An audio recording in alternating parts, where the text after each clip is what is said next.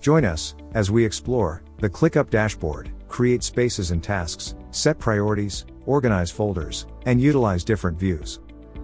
Get ready to optimize your task management with ClickUp.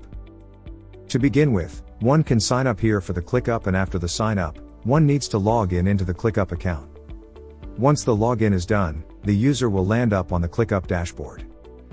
This is how the ClickUp dashboard looks like. From here one can create space and can use various other templates also for creating the space. In space, various tasks can be created by just clicking on the task. Now, give the task a name, or one can assign the task to the assignees. Here, comments can be put up for the team members. Some more things users can do within a task is setting up the priority. So, the task priority can be set up along with add watchers also, and from here one can create a new task. The tasks can be organized into the folders. Here are the folders. One can set up the due dates for the assignees and can assign all of the tasks to the specific members from here.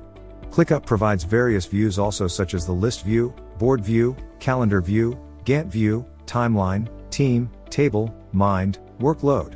So all of these views are provided. One can see their workspace in all of these views. Other than that, ClickUp provides various Click apps. Importing data is also possible from here. One can send the invites and can add the team member into the ClickUp account if the user likes. This is the clicker. There are various clickers which can be used. ClickUp has its own AI tool as well, and automations are also possible in this tool. So, all of this one can do here in the clicker, and also can manage their task more efficiently using clicker. For more information and offers, please book a demo. Visit softwarehorsepower.com.